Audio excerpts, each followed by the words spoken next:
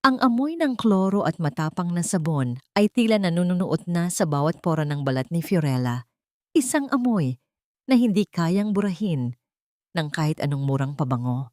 Suot ang kupas na uniforme ng isang janitress. Nakaluhod siya sa malamig na sahig na gawa sa mamahaling marmol.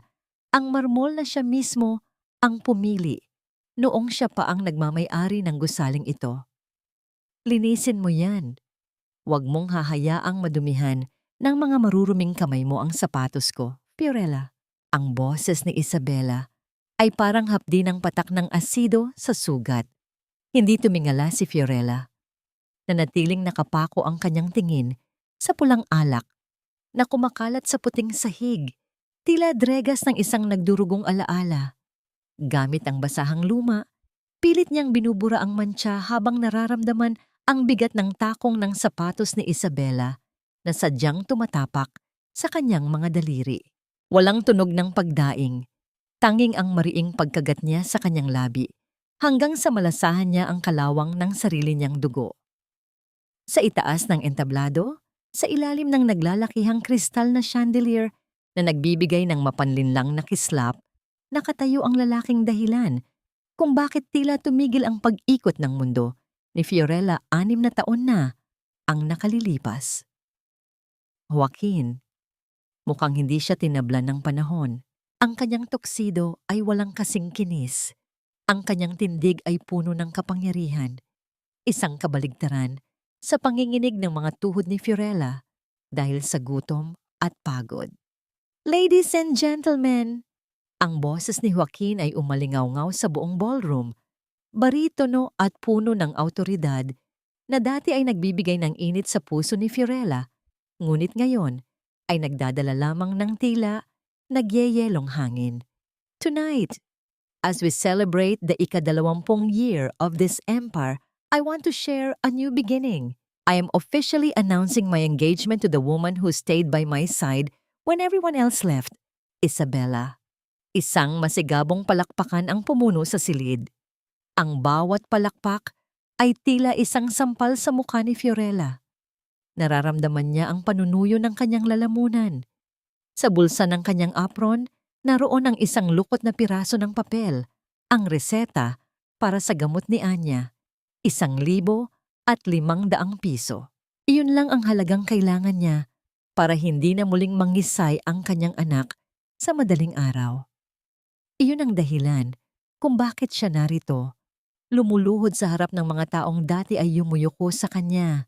"Oh, Joaquin, look!" Muling narinig ang boses ni Isabela, puno ng mapagkunwaring awa. "I think your former friend is having a hard time. Baka gusto mong tulungan?" Dahan-dahang humakbang si Joaquin pababa ng entablado. Ang tunog ng kanyang bota sa marmol ay tila bilang ng mga sandali bago ang isang hatol. Huminto siya sa tapat ni Fiorella. Ang bango ng kanyang sandalwood na perfume ay humalo sa amoy ng bleach na dala ni Fiorella, isang marahas na banggaan ng dalawang magkaibang mundo. "Tumunghay ka, Fiorella," utos ni Joaquin. Dahan-dahang iniangat ni Fiorella ang kanyang mukha. Ang kanyang buhok ay gulo-gulo, ang kanyang balat ay maputla, at ang kanyang mga mata ay pagod na pagod. Ngunit sa likod ng lahat ng yon, naroon pa rin ang natitirang hiya. Ang dangal na pilit niyang ikinukubli. Tinitigan siya ni Joaquin ng walang kahit anong emosyon. Kinuha ng lalaki ang isang baso ng champagne mula sa dumaang waiter at dahan-dahang itinagilid ito. Ang gintong likido ay bumuhos sa mismong ulo ni Fiorella, dumaan sa kanyang noo at pumatak sa kanyang mga pilik mata. "Hanga ako sa determinasyon mong bumalik dito," mapait na sabi ni Joaquin, sapat na mahina para sila lang dalawa ang makarinig. "Is this how much you love money? Na mas pipiliin mong maging basahan sa harap ko kaysa mamatay sa gutom sa kung saang lungga mo dinala ang sarili mo? Heto ang para sa serbisyo mo ngayong gabi." Kumuha si Joaquin ng 1,000 piso mula sa kanyang pitaka. Nilukot ito at itinapon sa basang sahig. Sa gitna ng halo-halong alak at dumi, "Huwag kang mag-alala, Fiorella. Marami pa akong ipapalinis sa iyo. Pagkatapos ng lahat, utang mo sa akin ang bawat hiningang kinuha mo noong iniwan mo ako." Nanatiling estatwa si Fiorella. Ang malamig na champagne ay nanunuot sa kanyang anit. Ngunit ang mas masakit ay ang katotohanang ang lalaking hinahamak siya ngayon ay ang ama ng batang kasalukuyang nakikipaglaban para sa bawat hininga sa isang madilim na paupahan. Gusto niyang sumigaw, gusto niyang sabihin ang totoo, ngunit naalala niya ang banta ni Doña Mercedes, isang maling salita, at mawawala sa kanya si Anya. Dahan-dahang inabot ni Fiorella ang lukot na pera sa sahig. Ang kanyang mga kuko ay itim dahil sa trabaho. Ang kanyang puso ay tila isang basag na kristal na hindi na muling mabubuo. Salamat, Sir Joaquin. Ang kanyang boses ay isang mahinang kalos na halos hindi marinig sa ingay ng kasiyahan. Tumalikod si Joaquin ng walang lilingon, muling pinalibutan ng baywang ni Isabela habang ang mga kamera ay kumikislap sa kanilang paligid. Naiwan si Fiorella sa dilim ng ilalim ng mga lamesa, mag-isa sa kanyang pagkawasak, habang ang tanging iniisip niya ay ang mukha ni Anya na naghihintay sa kanya sa ulan. Ang opisina sa ika-40 palapag ay tila isang katedral ng salamin at asero, kung saan ang bawat sulok ay nagpapaalala kay Fiorella ng kanyang sariling pagbagsak. Ang amoy ng mamahaling nara at leather ay sumalubong sa kanya. Ang amoy ng tagumpay na dati ay sa kanya. Ngunit ngayon ay tila isang banyagang hanging humahapdi sa kanyang balat. Nakatayo si Fiorella sa gitna ng silid. Ang kanyang mga kamay ay mahigpit na nakakuyom sa gilid ng kanyang kupas na pantalon. Sa harap niya, nakaupo si Joaquin sa likod ng malawak na desk na gawa sa maitim na kahoy. Iyon ang lamesang pinili ni Fiorella 6 na taon na ang nakalilipas, ang lamesang saksi sa kanyang mga pangarap na ngayon ay tila isang pader na naghihiwalay sa kanila. Don't just stand there, Fiorella. You're making the air heavy. Ani Isabela, habang prenteng nakaupo sa sofa, naglalagay ng matingkad na pulang lipstick. I brought some of my old clothes for you. Alam mo na, baka mahiya naman ang mga kliyente kung makita kang ganyan ang suot. Consider it an act of charity. Hindi ko kailangan ng limos mo, Isabela. Mahinang sagot ni Fiorella. Pilit pinapanatili ang boses na hindi manginig. Limos? Tumawa si Isabela, isang tunog na parang pagkiskis ng basag na bubog. Honey, call it whatever you want. Pero sa kalagayan mo ngayon, kahit basahan ay pag-aagawan niyo ng anak mo. Di ba? I heard she's special. Isang batang pasanin. Mariing napapikit si Fiorella. Ang gigil ay gumagapang sa kanyang dibdib. Isang pagnanais na sumigaw. Ngunit ang imahe ni Anya na mahimbing na natutulog sa kanilang munting higaan ang nagpatahimik sa kanya. Ang hiya ay lason, ngunit ang pag-ibig sa anak ay ang tanging lunas. Enough, Isabela. Malamig na saway ni Joaquin. Inilapag niya ang isang makapal na dokumento sa ibabaw ng mesa. Sign this, Fiorella. Ito ang magiging kontrata mo bilang aking personal assistant. You will be at my beck and call 24/7. Lalabhan mo ang mga damit ko, ihahanda mo ang pagkain ko, at susunod ka sa bawat utos ko nang walang tanong. Assistant o alila? Tanong ni Fiorella. Ang kanyang mga mata ay direktang nakatitig sa mga mata ni Joaquin na tila 2 pirasong uling. You owe me, Fiorella. 6 years of silence.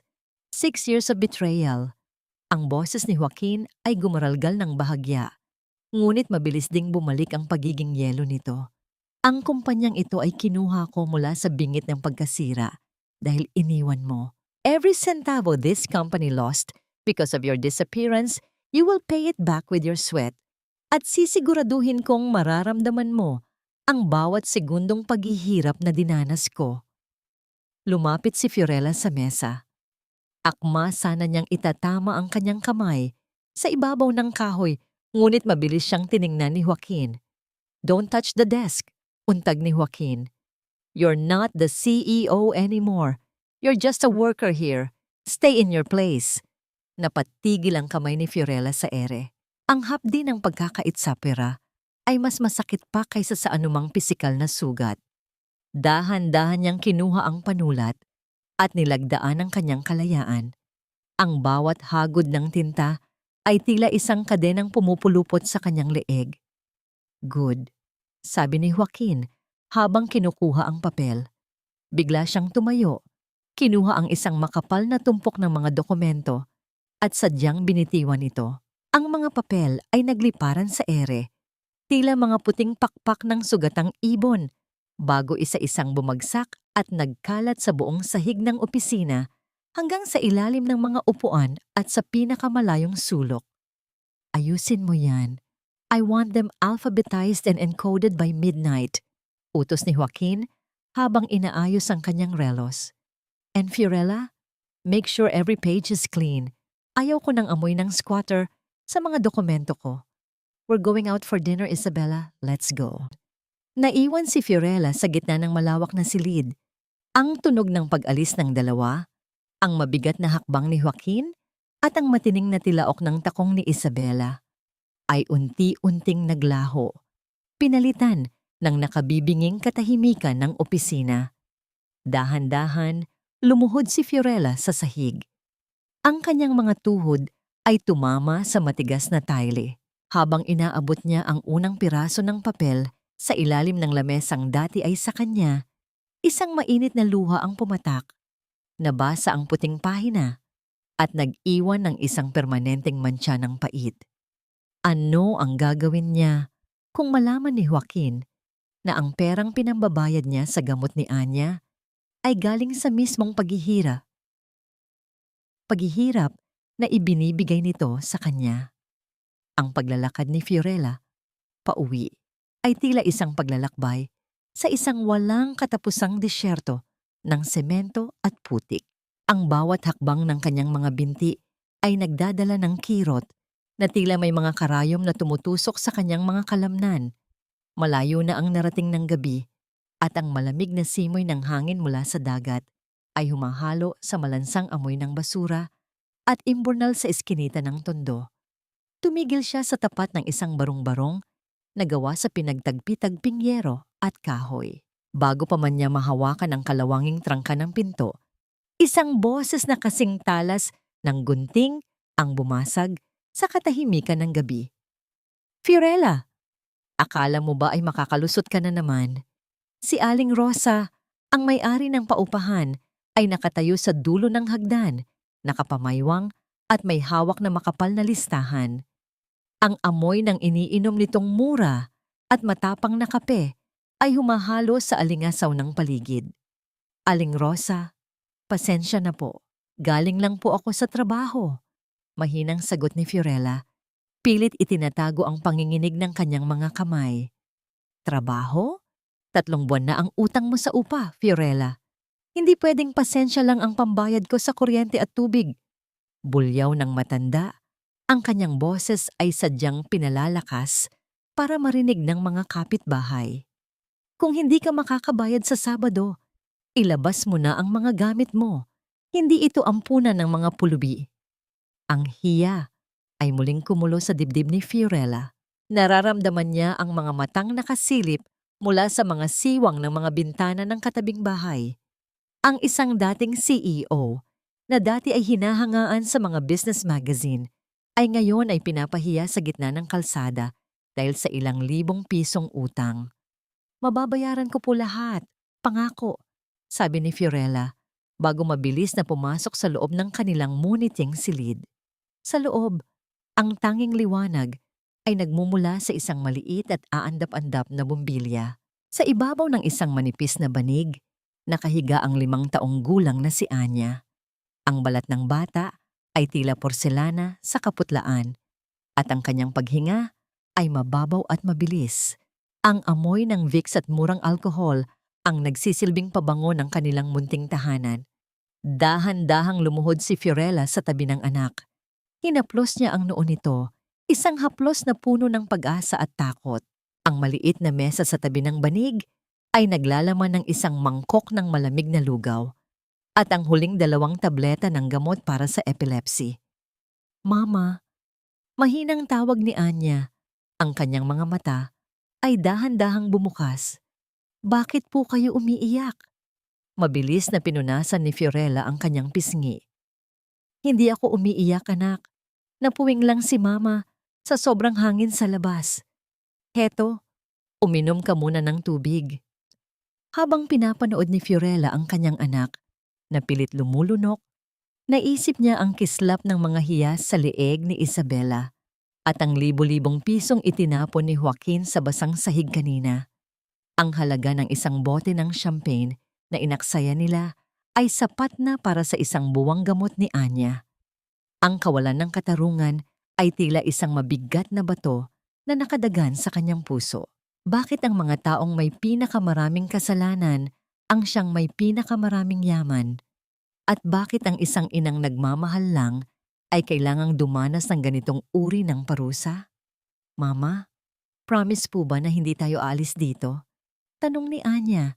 Ang kanyang maliit na kamay ay humawak sa daliri ni Fiorella. Natatakot po ako sa labas. Madilim po doon. Hindi tayo aalis, Anya. Pangako ni Mama yan.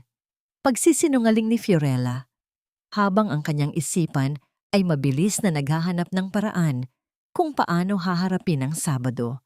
Niyakap niya ang anak ng mahigpit, ngunit sa gitna ng katahimikan, naramdaman ni Fiorella ang isang kakaibang panginginig sa katawan ni Anya. Ang mga mata ng bata ay biglang tumirik at ang kanyang maliliit na ngipin ay nagsimulang magngangalit. Ang bawat kalamnan sa katawan ni Fiorella ay nanigas sa takot. Hindi ito ang karaniwang panginginig.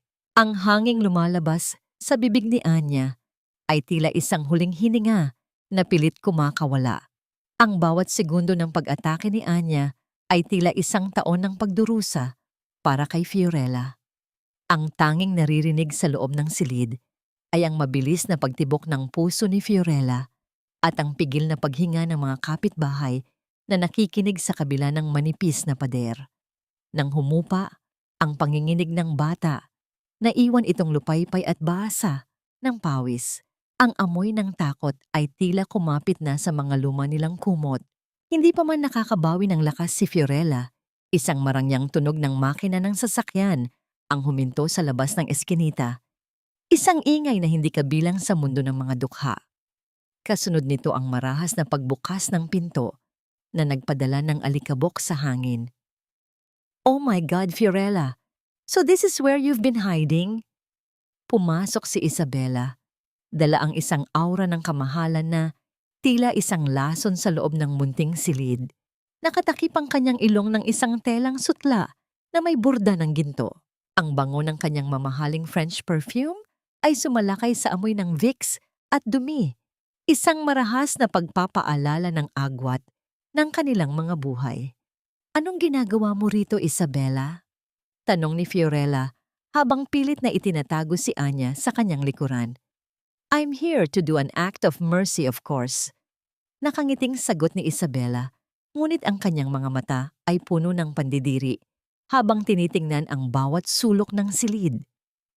Narinig ko kay Doña Mercedes na baka kailanganin mo ng tulong. Alam mo naman, ang pamilya ni Joaquin ay may malaking utang na loob sa akin at ayaw nilang magkaroon ng mantsa ang pangalan nila dahil lang sa isang dating empleyado na namumuhay sa basura. Lumapit si Isabela sa maliit na mesa at tiningnan ang bote ng gamot ni Anya. Is this it? Ito lang ba ang nagpapanatili sa buhay ng batang ito? How tragic. Umalis ka na, Isabela. Hindi namin kailangan ng awa mo. Mariing sabi ni Fiorella. Awa? No, Fiorella. This is a warning. Ang boses ni Isabela ay bumaba. Naging isang matalim na bulong. Huwag mong isipin na dahil pinayagan ka ni Joaquin na maging assistant niya ay may puwang ka pa sa buhay niya. You are a ghost, a mistake from the past. At ang batang ito, she's just a liability. Huwag mong gagamitin ang sakit niya para makuha ang atensyon ni Joaquin. Biglang nagring ang cellphone ni Isabela. Sa kabilang linya, narinig ang malamig at mapagmataas na boses ni Doña Mercedes. Bagamat hindi naririnig ni Fiorella ang lahat, Sapat na ang ilang salita para manlamig ang kanyang dugo. Siguraduhin mong hindi sila lalapit. Don't worry, Tita Mercedes. I'm handling the trash right now. Sagot ni Isabela bago ibaba ang telepono. Tiningnan ni Isabela ang huling bote ng gamot ni Anya na hawak ni Fiorella. Sa isang mabilis at tila aksidenteng pagkilos, tinabig ni Isabela ang kamay ni Fiorella. Ang bote ng gamot ay lumipad sa hangin, tumama sa gilid ng matigas na kahoy na upuan at nagkabasag-basag sa sahig. Ang gintong likido ng gamot ay humalo sa alikabok at dumi ng sahig, tila mga luhang hindi na mabubawi pa. Oops, how clumsy of me, sabi ni Isabela, walang bakas ng pagsisisi sa kanyang mukha. Well, I guess that's God's way of saying na baka hindi talaga para sa batang ito ang gumaling. Here, bumili ka na lang ng bago. Kumuha si Isabela ng ilang piraso ng barya mula sa kanyang pitaka at isa-isang inihulog ang mga ito sa basang sahig sa gitna ng mga basag na bubog ng bote. Ang bawat laglag ng barya ay tila tunog ng pagguho ng huling pag-asa ni Fiorella. Keep the change, Fiorella. I'm sure mas kailangan mo yan kaysa sa dangal mo. Lumabas si Isabela. Iniwan ang isang bakas ng halimuyak na ngayon para kay Fiorella ay amoy ng kamatayan. Nanatiling nakaluhod si Fiorella sa sahig. Ang kanyang mga daliri ay dahan-dahang dumampi sa mga basag na bubog. Hindi alintana ang pagbaon ng mga ito sa kanyang balat.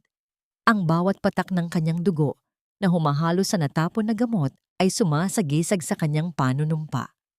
Sa loob ng kanyang isipan, isang boses ang naging malinaw. Hinding-hindi ko hahayaang sirain niyo ang kaisa-isang bagay na natitira sa akin. Ngunit sa gitna ng kanyang pighati, napansin ni Fiorella ang isang maliit na lukot na papel na nalaglag mula sa bag ni Isabela kanina. Isang resibo mula sa isang pribadong bank account na may pangalang hindi pamilyar, ngunit may transaksyong nagkakahalaga ng milyon-milyon. Ang umaga ay dumating na may kasamang amoy ng basang semento at singaw ng lupa matapos ang ulan kagabi. Sa loob ng opisina, ang lamig ng aircon ay tila nanunuot sa manipis na baro ni Fiorella na hindi sapat para itago ang panginginig ng kanyang katawan mula sa puyat at gutom. Ang mahiwagang resibo na nakuha niya mula kay Isabela ay nakatago sa loob ng kanyang luma at kupas na pitaka, tila isang mainit na uling na naghihintay na magliyab. Fiorella, ihanda mo ang sarili mo. We have a private dinner with the investors sa Manila Hotel tonight. Utos ni Joaquin habang hindi inaalis ang tingin sa kanyang laptop. And for heaven's sake, do something about your hair. Hindi ka pwedeng magmukhang galing sa palengke sa harap ng mga kliyente ko. Yes, Sir Joaquin. Maikling sagot ni Fiorella. Gusto niyang humingi ng advance para pambili ng gamot ni Anya, ngunit ang hiya ay nakabusal sa kanyang bibig. Mas pipiliin niyang mamatay sa pagtatrabaho kaysa makarinig muli ng pangungutya mula sa lalaking minsan niyang minahal ng higit pa sa kanyang buhay. Nang sumapit ang gabi, ang Manila Hotel ay nagliliyab sa ginto at kristal na liwanag. Ang bango ng mga sariwang bulaklak at mamahaling alak ay sumalubong sa kanila. Napansin ni Fiorella ang pagtugtog ng isang pamilyar na kanta sa biolin, ang musikang tinugtog noong gabing magmura siya ng katapatan kay Joaquin. 6 na taon na ang nakalilipas. Do you remember this place, Fiorella? Biglang tanong ni Joaquin habang naglalakad sila patungo sa isang pribadong silid. Maraming nagbago sa loob ng 6 na taon, sir. Sagot niya nang hindi tumitingin. True. Ang dating prinsesa ng korporasyon, ngayon ay tagabitbit na lang ng briefcase ko. Mapait na tawa ni Joaquin. Ngunit sa ilalim ng kanyang panunuya, may bakas ng pait na hindi maikakaila. Sa gitna ng dinner, habang ang mga investor ay abala sa pag-uusap tungkol sa mga milyon-milyong kontrata, hindi mapigilan ni Fiorella ang mapatingin sa pagkaing nakahain sa harap niya. Isang slice ng steak na nagkakahalaga ng sahod niya sa loob ng 1 buwan. Ang bawat subo ng mga tao sa paligid niya ay tila isang insulto sa kumakalam na sikmura ni Anya sa bahay. Nang matapos ang dinner at makaalis ang mga investor, naiwan ang dalawa sa balkonahe na nakaharap sa Manila Bay. Ang hangin ay malungkot at may dalang amoy ng alat. "Bakit ka umalis, Fiorella?" Biglang tanong ni Joaquin. Ang kanyang boses ay hindi na kasing talas ng kanina. May halong pagod at paghahanap ng kasagutan. "I would have given you everything. Binigay ko ang puso ko, ang tiwala ko. But you chose to run away with the money." "Money?" Napalingon si Fiorella. Ang kanyang mga mata ay naniningkit sa sakit. "You think I left for money, Joaquin? Ano pa ba? My mother showed me the bank transfers. My mother showed me your signature." Hakbang ni Joaquin palapit sa kanya, hanggang sa maramdaman ni Fiorella ang init ng katawan ng lalaki. "Tell me the truth. Kahit ngayon lang, sabihin mong hindi totoo ang lahat." Sa isang sandali, tila bumalik ang dating Joaquin sa harap niya. Ang lalaking nangakong poprotektahan siya. Halos madama na ni Fiorella ang dulo ng mga daliri ni Joaquin sa kanyang pisngi. Ang bango ng sandalwood at alak ay nakakalasing. Isang tuksong yakapin ang nakaraan at kalimutan ang lahat ng sakit. Ngunit bago pa man magdampi ang kanilang mga balat, mabilis na lumayo si Joaquin at tumawa ng mapait. "Ngunit bakit ko pa ba tinatanong? Your silence is enough answer. You look pathetic, Fiorella. Look at your hands. Look at your life. Ang dumi mo." Kinuha ni Joaquin ang kanyang panyo at pinunasan ang kanyang sariling mga kamay. Tila ba nadumihan siya sa muntik na nilang pagkakalapit. "Ngunit tandaan mo ito, kahit gaano ka pa maghirap, hinding-hindi kita pakakawalan hanggat hindi ko nakukuha ang huling sentimo ng utang mo sa akin. You will stay under my thumb until I say so." Iniwan ni Joaquin si Fiorella sa balkonahe. Habang pinapanood niya ang pag-alis ng lalaki, hinawakan ni Fiorella ang kanyang dibdib. Hindi dahil sa sakit ng puso, kundi para masiguradong nandoon pa rin ang resibong nakuha niya kay Isabela.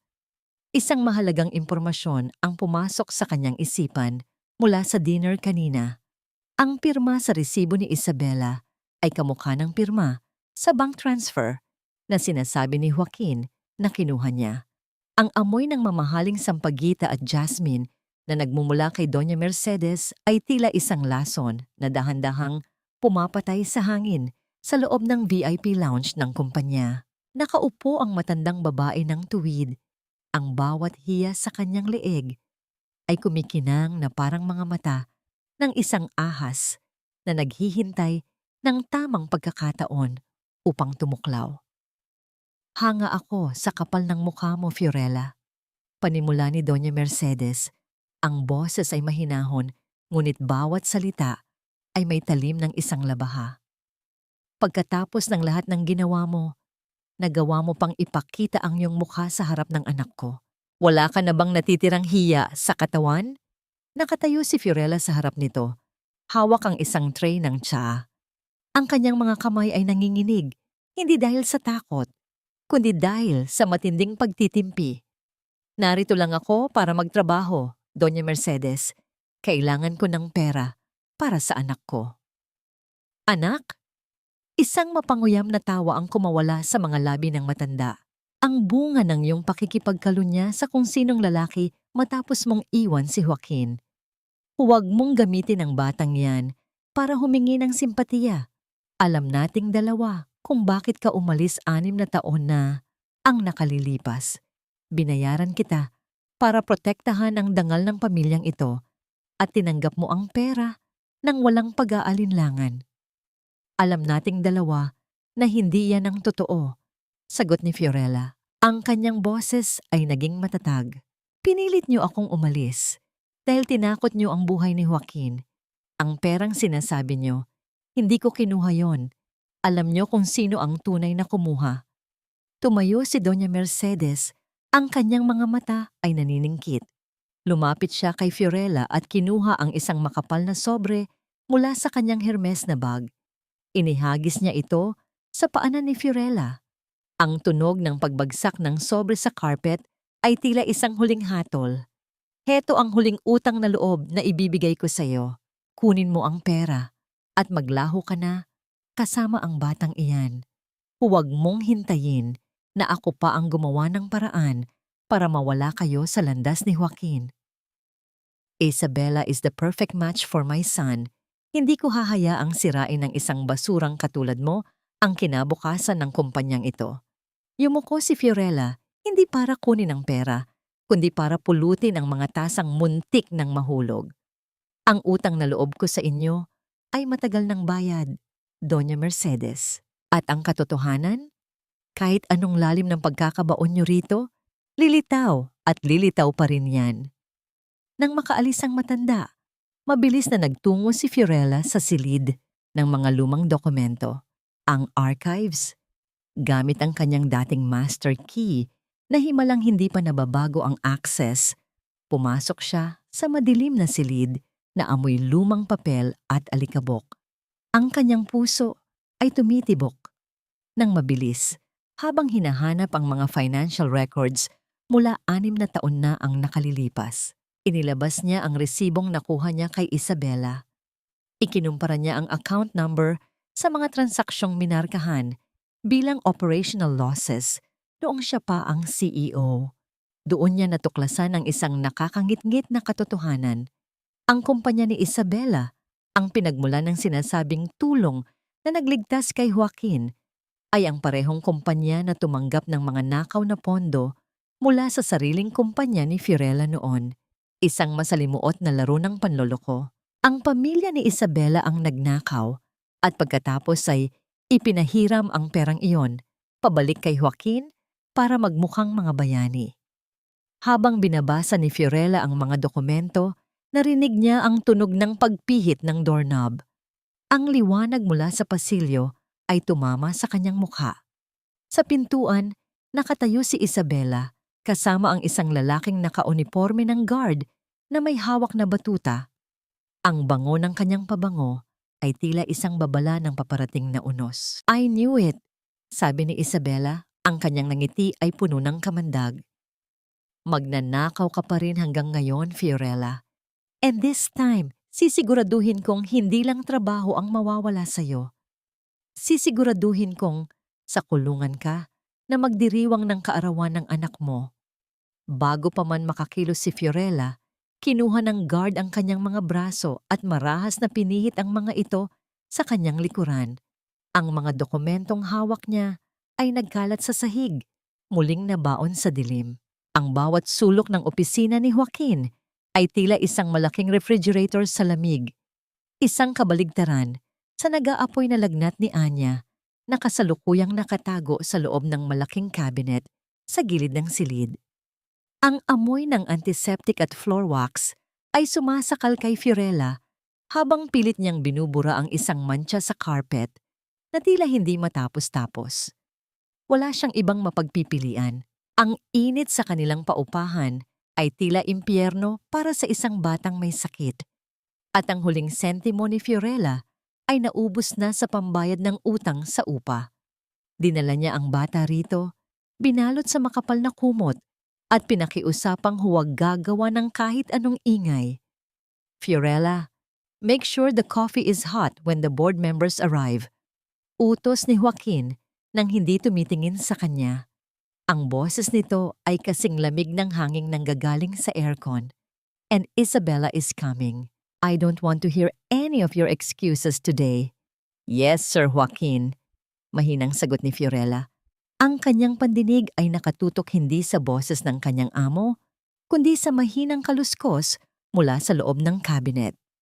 Ang bawat mahinang ubo ni Anya ay tila isang kulog sa kanyang pandinig. Pumasok si Isabella na tila isang naglalakad na pabrika ng pabango. Ang bango ng rosas at lily ay agad na sumakop sa buong silid, isang amoy na nagpapasakit sa ulo ni Fiorella. "Joaquin, darling, look at these wedding invitations," masayang sabi ni Isabella. Sadyang inilaladlad ang mga card na gawa sa mamahaling papel sa ibabaw ng mesa.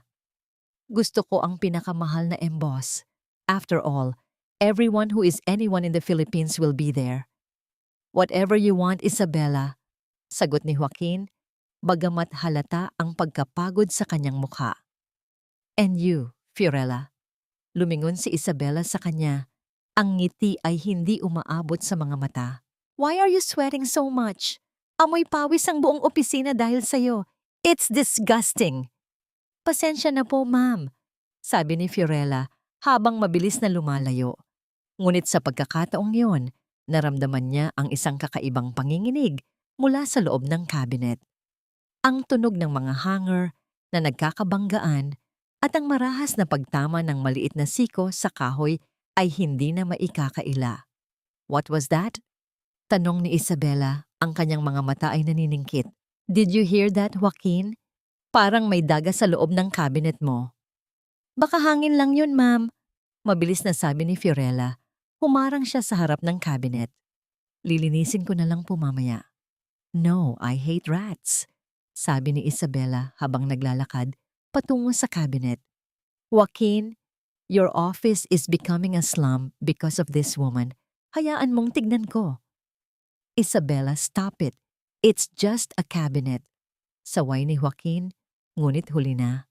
Sa isang marahas na paghila, binuksan ni Isabela ang pinto ng cabinet. Doon, sa gitna ng mga mamahaling coat at dokumento, nakaluhod si Anya. Ang bata ay nanginginig. Ang kanyang mga mata ay nakatirik na at ang puting bula ay nagsisimulang lumabas sa kanyang maliliit na labi. "What is this creature?" Tili ni Isabela. Ang kanyang mukha ay puno ng pandidiri kaysa sa takot. "Fiorella, you brought a sick dying child into Joaquin's office. Are you trying to infect us all? Get this brat out of here! Security! Call the guards!" "Anya, ang anak ko!" Hiyaw ni Fiorella. Hindi na alintana ang kanyang trabaho o ang kanyang hiya. Mabilis niyang kinuha ang bata. Niyakap ito ng mahigpit habang ang katawan ni Anya ay nagpupumiglas sa gitna ng matinding seizure. "What the hell is going on here?" tanong ni Joaquin. Tumayo siya mula sa kanyang upuan. Ang kanyang mukha ay tila naging bato nang makita ang bata sa bisig ni Fiorella. "Joaquin, look! She's using this child to gain your pity. Itapon mo sila sa labas sa gitna ng ulan. This is a workplace, not a charity ward for the deceased." Sigaw ni Isabela habang dinuduro-duro ang mag-ina. Naramdaman ni Fiorella ang init ng luha sa kanyang mga pisngi. Ngunit sa pagkakataong ito, ang luhang yon ay hindi galing sa lungkot. Galing iyon sa isang apoy na matagal nang kinikimkim. Tumingala siya kay Joaquin. At sa unang pagkakataon, sa loob ng 6 na taon, nakita ni Joaquin ang babaeng minahal niya. Hindi ang basahang janitress, kundi ang leon ang handang pumatay para sa kanyang anak. Ang tunog ng pagbagsak ng katawan ni Anya sa sahig habang patuloy ang panginginig nito ay tila isang paggising sa buong gusali. Ang bawat pagkirot ng mga kalamnan ni Anya sa ibabaw ng malamig na sahig ay tila isang punyal na paulit-ulit na sumasaksak sa puso ni Fiorella. Ang amoy ng kape na natapon at ang matapang na kemikal ng floor wax ay humahalo sa malansang amoy ng dugo mula sa dila ni Anya na aksidenteng naagat ng sarili nitong mga ngipin. "Security! Bakit ang tatagal nyo?" Sigaw ni Isabela. Ang kanyang boses ay pumapailan lang sa buong floor. Puno ng nandidiring galit. "Ilabas nyo ang basura na ito bago pa kumalat ang kung anong virus sa opisina ni Joaquin. Flush this filth out of the building." 2 malalaking lalaki na nakauniporme ng guard ang pumasok sa silid. Akma nilang hahawakan ang balikat ni Fiorella para kaladkarin ito palabas. Ngunit sa isang iglap, tumayo si Fiorella. Ang kanyang buhok ay gulo-gulo. Ang kanyang mga mata ay nagniningas sa puot na 6 na taon niyang kinulong sa ilalim ng kanyang hiya.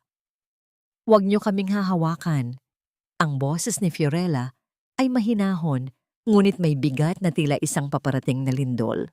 "Fiorella, umalis ka na bago ko patawagan ng pulis," sabi ni Joaquin, bagamat ang kanyang mga mata ay nakapako sa nangihinang bata sa sahig. May isang bahagi ng kanyang pagkatao na tila hila-hila ng isang hindi maipaliwanag na puwersa habang nakikita ang mukha ni Anya. "Pulis? Sige, Joaquin, Tumawag ka ng pulis. Hiyaw ni Fiorella, habang ang mga luha ay mabilis na dumadaloy sa kanyang pisngi.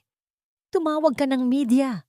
Ipaalam natin sa buong mundo kung paanong ang dakilang CEO ng kumpanyang ito ay hinahayaang mamatay ang sarili niyang dugo at laman sa sahig ng kanyang opisina. Napatigil ang lahat. Ang tanging naririnig na lang ay ang humuhuning tunog ng aircon at ang mababaw na paghinga ni Anya. "What did you say?" Tanong ni Joaquin. Ang kanyang boses ay tila isang bulong mula sa hukay. "Don't listen to her, Joaquin. She's delusional. She's just a desperate gold digger." Singgit ni Isabela. Ang kanyang mukha ay namumutla na sa takot. "Guards, ano pang tinitingnan nyo? Kunin nyo na yan." Lumapit kayo at sisiguraduhin kong ito ang huling araw na makakahinga kayo ng maluwag. Harang ni Fiorella sa mga guard. Mabilis niyang hinubad ang maliit na cardigan ni Anya.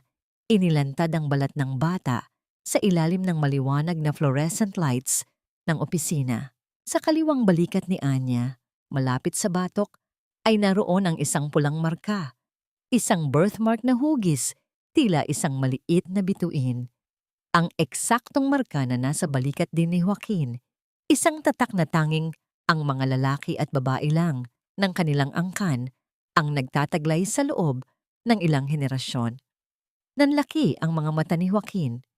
Ang kanyang mga tuhod ay tila nawalan ng lakas. Dahan-dahan siyang lumuhod sa sahig, hindi alintana ang kanyang mamahaling suit na nadumihan ng natapong kape. "Hindi maaari." Bulong ni Joaquin. Inabot niya ang kamay para hawakan ang mukha ng bata, ngunit mabilis na iniwas ni Fiorella ang anak. 6 na taon, Joaquin.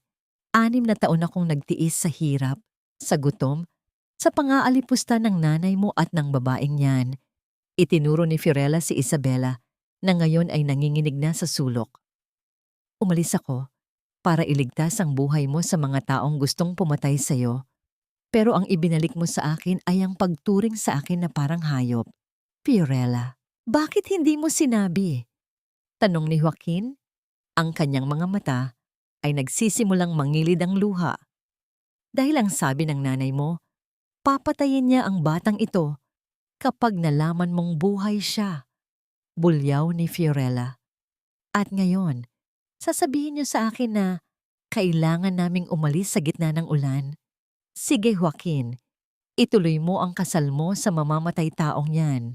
Pero tandaan mo ito, kung may mangyaring masama kay Anya ngayon, hindi ako titigil hanggat hindi ko nakikita ang buong pamilya mo na nabubulok sa impyerno."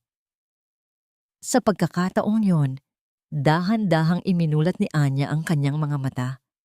Sa gitna ng kanyang panghihina, iniunat niya ang kanyang maliit na kamay at hinawakan ang pisngi ni Joaquin. "Dada." Mahinang tawag ng bata. Ang salitang yon ay tila isang huling hila sa isang mahigpit na pisi. Ang lahat ng galit ni Joaquin ay naglaho, pinalitan ng isang matinding pagsisisi na tila lumulunod sa kanya. Ngunit bago pa siya makapagsalita, pumasok ang isang sekretarya, hingal na hingal. "Sir Joaquin, the auditors, they found something." May mga anomalya sa account ni Ma'am Isabela. Milyon-milyong piso ang nawawala mula sa kumpanya natin at inilipat sa isang offshore account sa pangalan ng pamilya niya. Tumingin si Joaquin kay Isabela. Ang kanyang mga mata ay puno na ngayon ng nagbabagang puot. Ang katahimikan sa loob ng opisina ay tila isang mabigat na kumot na bumabalot sa bawat hininga. Tanging ang mabilis na pagtibok ng puso ni Joaquin ang nagpapaalala sa kanya na siya ay gising at hindi nananaginip. Ang amoy ng mamahaling kape na natapon sa sahig ay humalo sa amoy ng luha at pawis. Isang kombinasyon na tila sumasakal sa kanyang lalamunan. "Joaquin, listen to me. That file is a lie. Sinisiraan lang ako ng mga auditors na yan dahil ayaw nila sa akin." Ang boses ni Isabela ay pumiyok. Ang kanyang dating mapagmataas na tindig ay unti-unti nang nanginginig. Ang kanyang diamanteng singsing ay kumikinang sa ilalim ng ilaw. Tila nangungutya sa kanyang kasinungalingan. "Shut up, Isabella." Ang boses ni Joaquin ay mahinahon, ngunit may dalang bagsik na tila isang talim na dahan-dahang humihiwa sa hangin. "Huwag kang magkakamaling magsalita pa ng isang beses. Baka hindi ko matantiya ang magagawa ko sa'yo." Dahan-dahang binuhat ni Joaquin si Anya mula sa bisig ni Fiorella. Ang bata ay tila isang pirasong bulak sa gaan, isang patunay kung gaano ito nagkulang sa pagkalinga at sustansya sa loob ng mahabang panahon. Naramdaman ni Joaquin ang init ng lagnat ng bata sa kanyang balat, isang init na tila sumusunog sa kanyang konsensya. "Guard, dalhin niyo si Isabella sa security room.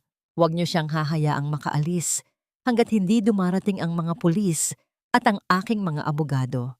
Utos ni Joaquin. Ang mga guard na kanina ay handang kaladkarin si Fiorella ay ngayon ay sa braso ni Isabella. Humawak. "No, Joaquin, you can't do this. Utang na loob mo sa pamilya ko ang kumpanyang ito. Tita Mercedes will not let this happen." Sigaw ni Isabella habang kinakaladkad palabas. Ang tunog ng kanyang mga takong sa sahig ay tila isang desperadong tilaok bago ang tuluyang pagkatalo. Nang sumara ang pinto, naiwan ang tatlo sa gitna ng malawak na silid. Ang bango ng sandalwood na dati ay simbolo ng kapangyarihan ni Joaquin ay ngayon ay tila amoy ng isang libingan ng mga pagkakamali. "Fiorella." Tawag ni Joaquin, ang kanyang boses ay basag. "The files. The auditors found more than just fraud." Nakita nila ang mga lumamong emails na hinarang ng nanay ko. Ang mga medical records mo noong buntis ka na ipinadala mo sa akin pero kailanman ay hindi nakarating. Lumapit si Fiorella, ngunit hindi para sa yakap. Kinuha niya ang kanyang bag at pilit na kinuha si Anya mula kay Joaquin. Ang hiya ay wala na. Pinalitan ito ng isang matigas na pader ng proteksyon. "Ngayon alam mo na, Joaquin? Alam mo na ang lahat," sabi ni Fiorella. Ang boses ay tuyo at walang buhay. Pero hindi nito mababago ang katotohanang hinayaan mong tapakan ang pagkatao ko sa harap ng lahat. Hindi nito mababago ang bawat gabing nagmakaawa ako sa Diyos na sana ay huwag munang kunin si Anya dahil wala akong pambili ng gamot habang ikaw ay abala sa pagtapon ng pera sa mukha ko. Gagawin ko ang lahat para bumawi, Fiorella. I will give you the best doctors, the best life. I don't need your doctors, Joaquin. I need you to stay away from us. Putol ni Fiorella. You chose to believe the lies because it was easier than searching for the truth. You chose to be a victim of your own pride. Sa sandaling yun, ang assistant ni Joaquin ay pumasok na may dalang isang lumang brown envelope. "Sir, ito po ang nahanap namin sa vault ni Doña Mercedes sa bahay niyo. Ito po ang orihinal na kasunduan na pinirmahan niyo 6 na taon na ang nakalilipas at ang liham ni Ma'am Fiorella na nakatago sa loob." Dahan-dahang binuksan ni Joaquin ang sobre. Doon, nakita niya ang isang piraso ng papel na may bahid ng tuyong dugo. Ang sulat ni Fiorella noong gabing siya ay umalis. Ang sulat na nagsasabing ibinenta niya ang lahat ng kanyang pag-aari para bayaran ang mga hitman na inupahan ng mga kaaway ni Joaquin upang protektahan ang buhay nito. Nanghina ang mga tuhod ni Joaquin. Ang bawat salita sa liham ay tila isang sampal na gumigising sa kanya mula sa isang mahabang panaginip ng puot.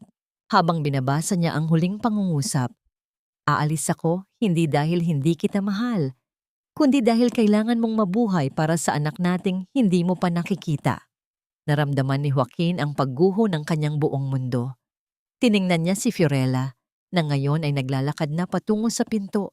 Bit-bit ang nangihinang si Anya. Ang ulan sa labas ay nagsisimulang humampas sa mga salamin ng bintana. Tila nakikiramay sa bigat ng damdamin sa loob ng silid. "Fiorella, sandali!" Habol ni Joaquin. "May isang bagay ka pang hindi alam. Ang nanay ko. Hindi lang siya ang may hawak ng mga dokumentong ito. May huling pirma si Isabella na nagpapatunay na siya ang nagplano ng aksidente mo 6 na taon na ang nakalilipas." Napatigil si Fiorella sa pintuan. Ang malamig na hangin mula sa pasilyo ay humihip sa kanyang buhok, inilalantad ang peklat sa likod ng kanyang tenga na matagal niyang itinago.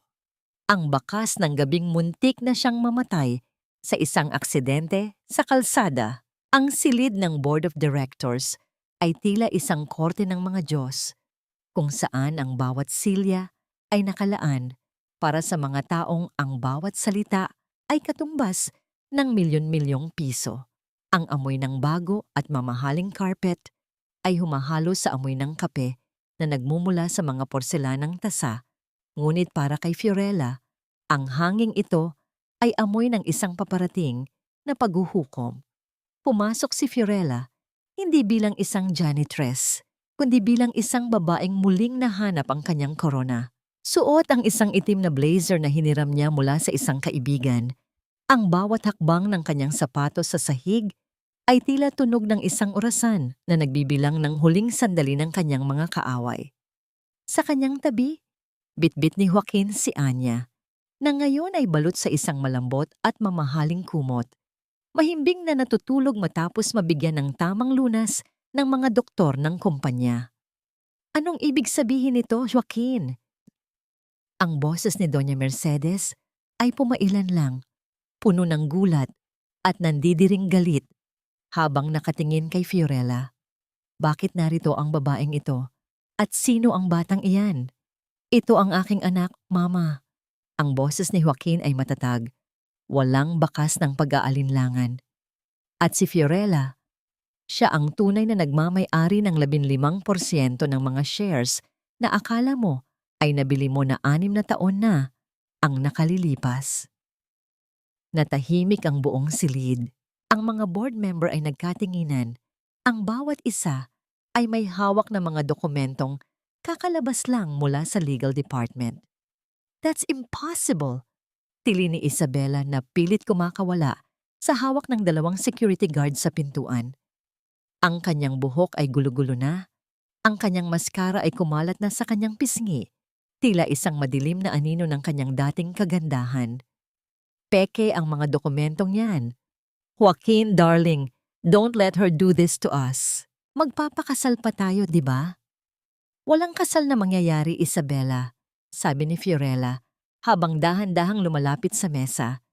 Inilapag niya ang resibong nakuha niya at ang mga bank records na nahanap niya sa archives. Dahil sa bawat sentimong ninakaw niyo ng pamilya mo mula sa kumpanyang ito, sisiguraduhin kong sa bilangguan kayo magdiriwang ng inyong kasal. Lumapit ang mga pulis sa loob ng boardroom. Ang bawat pag-ikot ng posas ay tila tunog ng katarungan para kay Fiorella. Doña Mercedes, boses ni Fiorella, ngayon ay nakatitig ng diretso sa mata ng matandang babae. Ang family honor na lagi mong sinasabi, ikaw mismo ang sumira niyan. Ibinenta mo ang katapatan mo sa isang mamamatay tao para lang sa pera at kapangyarihan. Hindi mo man lang naisip na ang sarili mong apo ay muntik nang mamatay dahil sa kapabayaan mo. You insignificant brat.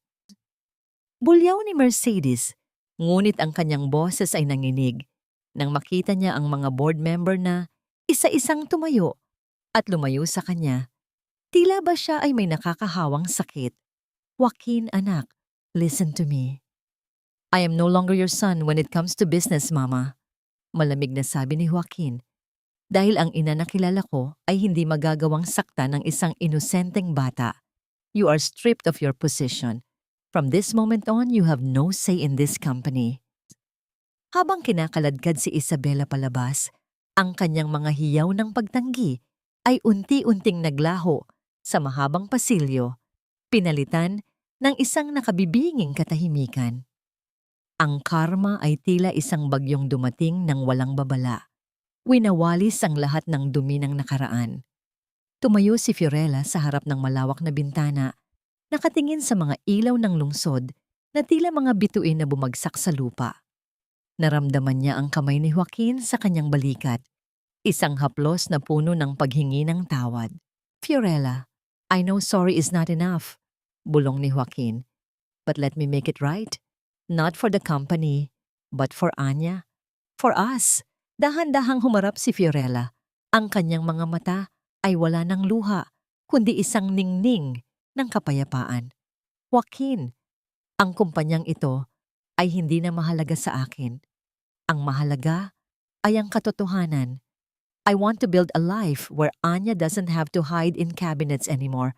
At kung kasama ka doon, kailangan mo munang matutunan kung paano maging isang ama bago mo isiping maging isang asawa. Iniwan ni Fiorella si Joaquin sa gitna ng boardroom, dala ang kanyang anak at ang kanyang dangal na muling nabuo. Ang bawat hakbang niya palabas ng gusali ay tila isang paglaya mula sa isang kulungan ng pait.